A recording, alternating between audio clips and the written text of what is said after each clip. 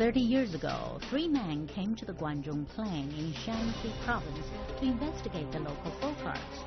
What they found was a number of strange ancient sculptures. The discovery was the cause of great excitement. But who have made these sculptures, and what purpose might they have served? For the answers, stay tuned for the first part of a new series, the Guanzhong Folk Art Museum.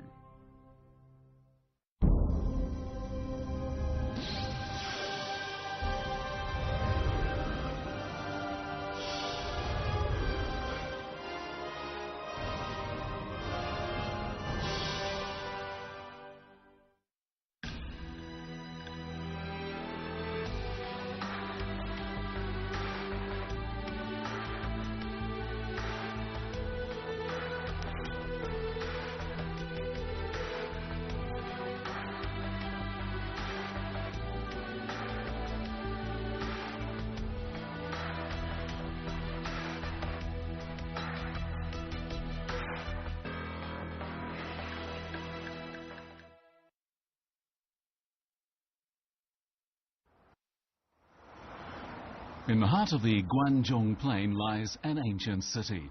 This is Xi'an. As the capital of several dynasties, Xi'an is a treasure trove of culture. On this site lie no fewer than 13 ancient cities, one on top of another.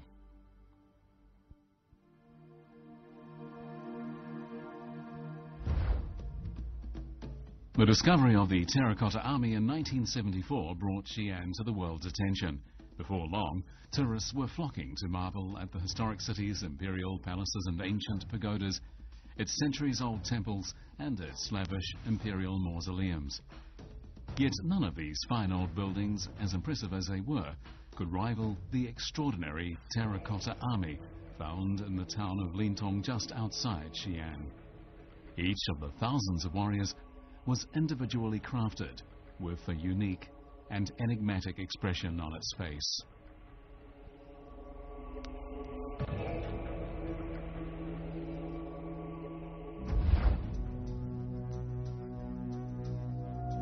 "20 or so kilometers from the center of Xi'an, at the foot of South Wutai Mountain, is another historical site. This one has several thousand stone stakes. Each is about 2 meters tall and has a sculpture of a warrior, a legendary animal, or an immortal on its top. The eerie facial expressions were produced with minimal effort. Just a few simple cuts made here and there on a piece of rock was all it took to complete each one. And yet these majestic sculptures are remarkably lifelike.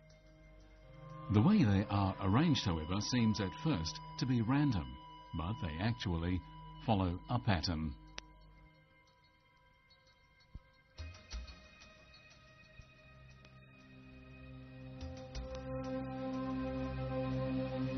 Guanzhong博物院里边共有这石桩有8600多个，造型各异，栩栩如生，有人卧的、猴子的，还有动物的，各种动物的。年代主要是唐、宋、元、明、清至民国，各个时代都有。The Guanzhong Folk Art Museum was founded in 2002.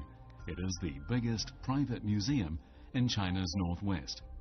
It also has the largest number of exhibits.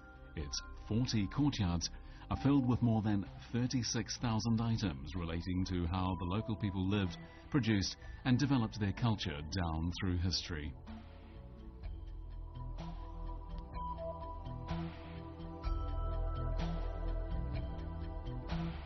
The Guanzhong Plain nestles on the gentle northern slopes of the Qinling Mountains, where it is fed by the Weihe River, the largest tributary of the Yellow River. During the spring and autumn and warring states periods, the area was part of the state of Qin.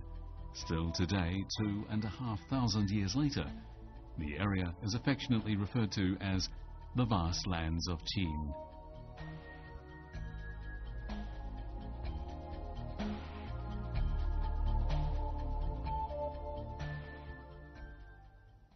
Guanzhong 文化当然是中华文化的可以说是重要的发祥地吧，之一，它是中国典籍文化，就是意识形态和核心价值观孕育的地方啊。我把关中文化定位为生道、立儒、融佛之地。我们说儒道释是中华文化一个重要的精神坐标，是吧？特别是儒家，是吧？是核心价值观。这三个东西都跟关中有着非同小可的关系。As a cradle of the Chinese nation, the GUANZHONG Plain has played a key role in the formation of Chinese civilization. Among the 30,000 exhibits at the GUANZHONG Folk Art Museum, the most impressive are the 8,600 stone stakes. So, when were they discovered? And more importantly, who made them?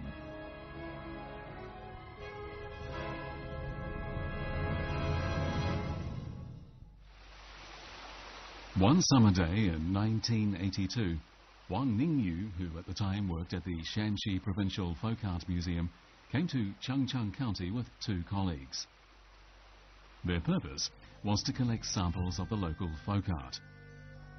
Situated on the lower reaches of the Luohe River in the northeastern part of the GUANZHONG Plain, Changchun County dates back 1,500 years to when it was established under the Northern Wei dynasty. When Wang Ningyu arrived in the area, he had no idea that he was about to stumble on one of the greatest discoveries in China's long history of sculpture. The first couple of days turned up nothing of note, but everything changed on the day the three men were planning to leave. That morning, Wang Ningyu was taken to a village where his eyes fell on two stone stakes standing on each side of the entrance to an old house. Instinctively, he knew he was looking at something extremely unusual. He gently stroked the hard but fine surface of the stone stakes, his hands moving up and down following the chiseled marks, and as he did so, his heart beat wildly. 我们从来没有想到，在这个小农村的沟里，这出现一个，当时因为他当时也就是1米多高吧，1米多，他下半截已经打掉了，所以埋的比较低，所以一下看到他上半部分，就觉得那个像金刚一样那个脸型，就特别孔武有力，还有一种气质桀骜不驯的那种气质，就特别震人。我当时就后来我像我被电击了一样，一下子就浑身就机灵，就愣着就走不了。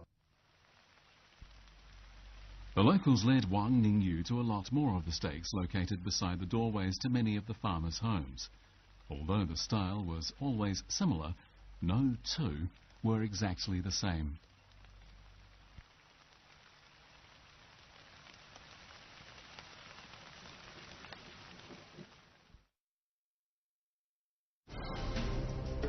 "30 years ago, 3 men came to the GUANZHONG Plain in Shanxi province to investigate the local folk arts. What they found was a number of strange ancient sculptures. The discovery was the cause of great excitement. But who had made these sculptures, and what purpose did they have served? For the answers, stay tuned for the first part of a new series, the GUANZHONG Folk Art Museum. Back in Xi'an, Wang submitted a report accompanied by the photographs he had taken. In his report, he referred to the stakes as hitching posts, as this was the term used by the locals. He provided a detailed account of where the stakes were found, their general appearance, and the features of the sculptures. His report drew an immediate response from the Provincial Department of Culture, which lost no time in sending a team to investigate. The team was led by Deng Ronghua from the Shanxi Provincial Department of Culture. The team expanded the search to cover not only Changchun but also the neighbouring counties. They photographed and logged all the stakes they found and collected examples. 考察、征集、收藏、记录、画图、拍照都在里边，一篮子都做了。我们5个人，最后考察完了以后，把那东西收回来以后。 还要我们把它再拉回去，再车艺术馆来车再拉回去。整个这个过程，时间最长，用了大概有这一次大概用了20多天。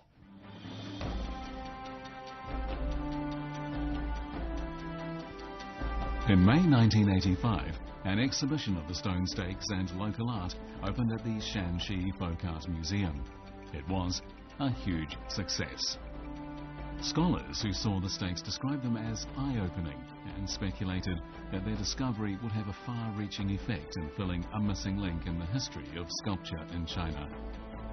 The media carried reports about the discovery of the previously unknown sculptures under headlines that referred to a second terracotta army in Shanxi.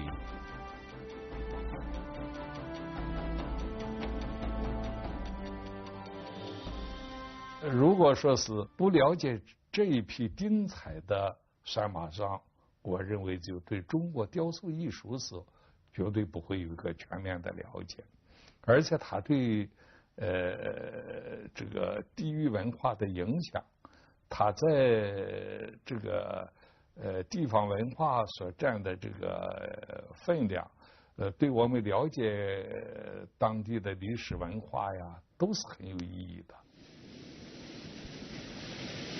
The origin of stone sculpture in China can be traced back 10,000 years to the Paleolithic era, when people first began to make stone tools for fishing and hunting.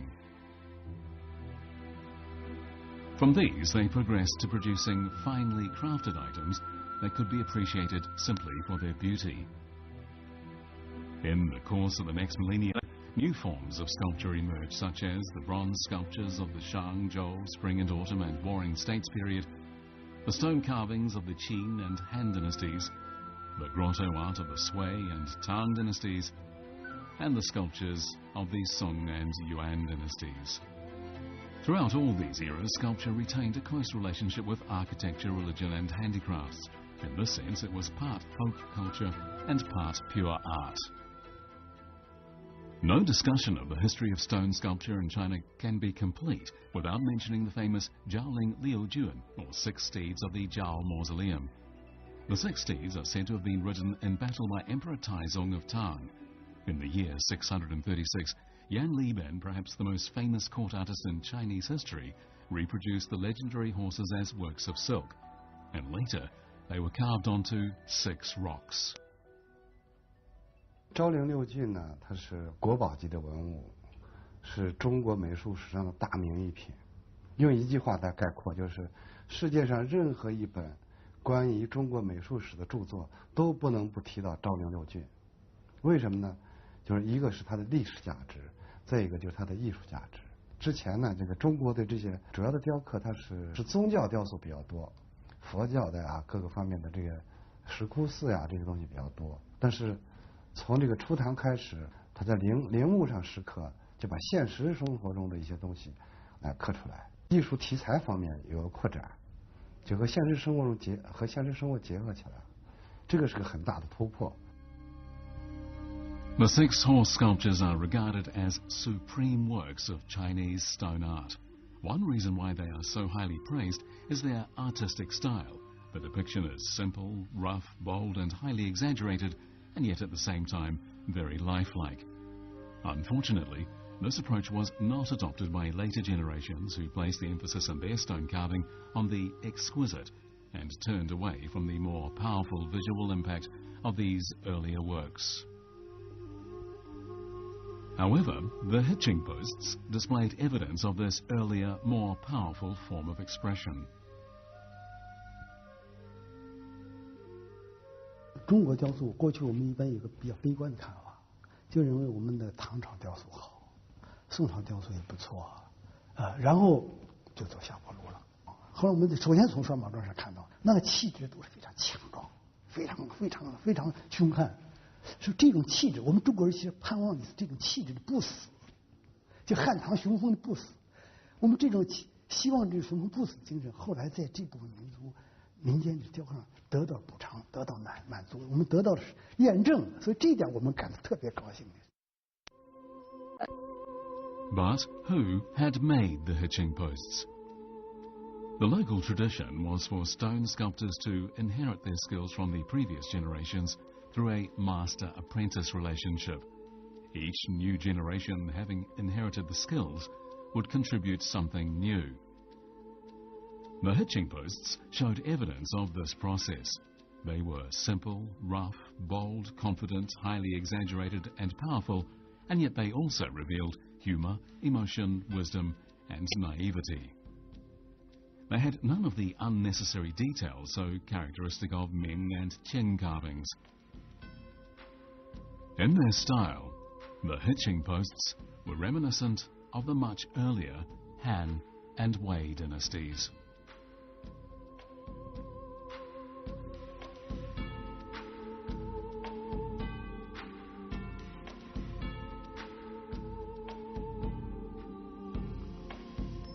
它的这个造型，这个一家跟一家的不一样，可以说是不拘一个的这个自由的一种发挥。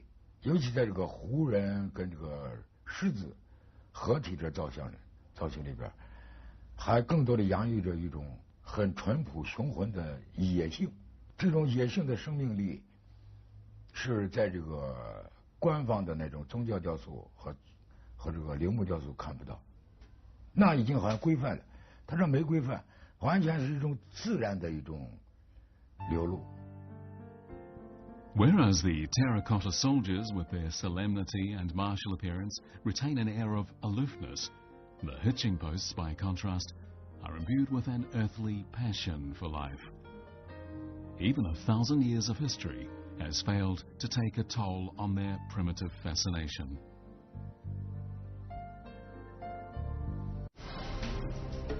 "30 years ago, 3 men came to the Guanzhong Plain in Shanxi province to investigate the local folk arts.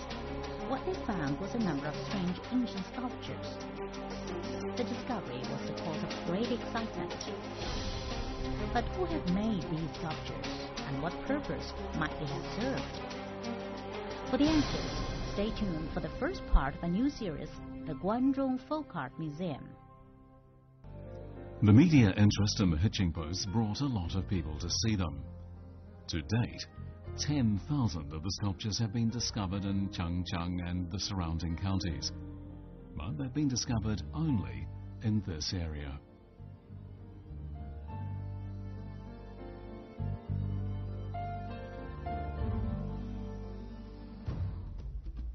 The explanation for this is found in history. In the 11th century BC, the Zhou dynasty ruled over wide areas of China. Along the northwestern border lived a tribe called the Qin, whose responsibility it was to raise the emperor's horses. In 771 BC, the Zhou capital at Haojing fell to an alliance of nomadic rebels, and the emperor fled to the east.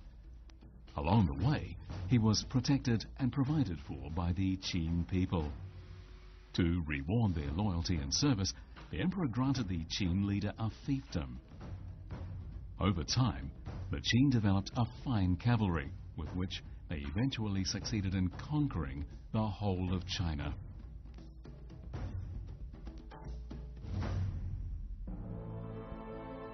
It was here, in a pit covered with yellow soil, that the formidable terracotta cavalry army of Qin was buried. Its soldiers were slim and tall and simply clad, and they had fur hats on their heads. This is a typical image of a Qin horse soldier. Along with these soldiers were buried hundreds of terracotta horses. Like the men, everyone strikes a different pose. Some have their necks stuck out as if neighing, and this has led to speculation that the scene might perhaps have taken place after a battle. The hundreds of horses, thousands of men and dozens of chariots formed a complete cavalry unit of the era. 秦人秦地爱马，这也是秦人能统一六国的一个很重要的原因。他能战斗，是吧？他重视生产，争国取，啊，他有戎马精神，打不倒啊，这个等等吧。他有速度，他有空间。In fact, there were tribes of fine horsemen all along the northern border. and for a time they posed a significant threat to the central authorities. They could travel fast over long distances, strike a target and then disappear just as quickly as they had appeared. The garrisons of the small outlying towns rarely managed to catch up with them. Often, the attackers were long gone before a force even set out to engage them.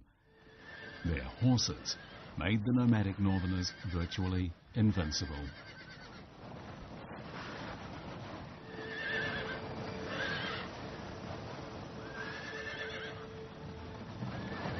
马他也戴那面具的，他那也保护马前胸子戴也都戴那个家具也保护马的。那组合实际那等于一个有机的坦克一样。现在那个坦克是钢的，那个时候给那个身上带的那皮夹子啊，带那个钢片子那些东西啊，也是往那保护上现在做的。那它快啊，又有力又快，能冲锋，能陷阵。In the era of cold weaponry, good horses were decisive in battle.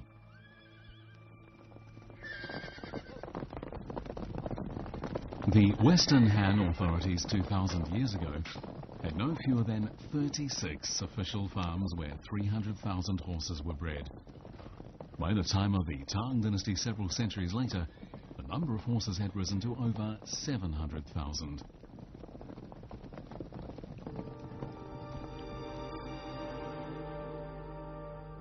A map drawn in the 1980s by staff at Shanxi Museum shows the distribution of the hitching posts in the province.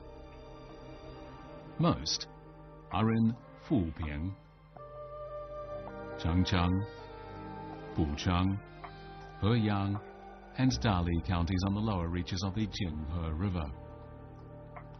But some are also found at the eastern end of the Guangdong Plain. This was a prime area for official horse farms where still today the pasture is ideal for horse breeding. 适合养马的地方一定是非常辽阔、水草丰茂，而且有盐碱地。那个对马是最喜欢这种地方。历史那一块就有个养马的风气，全国各地都到哪儿去买马。他这个地方的西北方、北方的把马都往那儿现繁殖，而当地人也喜欢拴高脚牲口。啊，在这个几个情况之下，决定了这一块地方它是非常适合于农耕的地方，它就给拴马桩产生了提供了很好的一个温度。There's something unique about the landform in Weibei in Shanxi. It's characterized by the yuan, a small flat area of land something between a plain and mountain, but with features of both. These areas of land are not high in terms of elevation, and they have gentle slopes and plenty of vegetation. A feature of Fubing and Changcheng is a hill with a type of limestone known among the local people as Qingshi, meaning green stone. This Qingshi is easy to mine and almost as easy to shape. It was perfect for making hitching posts and various other objects, including mounting stones, stone benches and tables, mangers, and tablets placed outside doorways. 陕西这个石头啊，质量非常高，有的古代有的叫墨玉，就说这个青石如果磨得很光了以后啊，乌黑锃亮的，所以有称为墨玉的。起先我们学习的时候，一看一些历史记载说墨玉，还以为真的是黑的玉，实际上后来我们了解的，看现在陕西还有。这个石灰石有什么好处呢？一个是质地细腻，再一个软硬适中，它刻起来比较合适，所以呢用这个刻。石头呢，你写在纸上很容易散失，很容易损坏。刻在石头上，它可以，这个现在一般的最多现在留下来都2000多年的东西都有，所以它可以流传久远。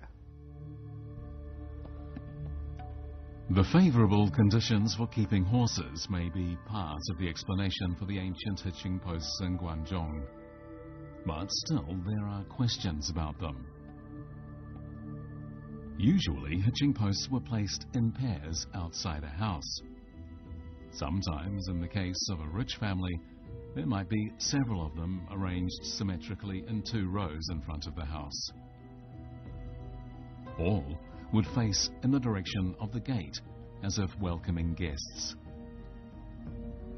But there were also places where it was common practice to keep horses and mules inside the courtyard, as this made feeding the animals much easier.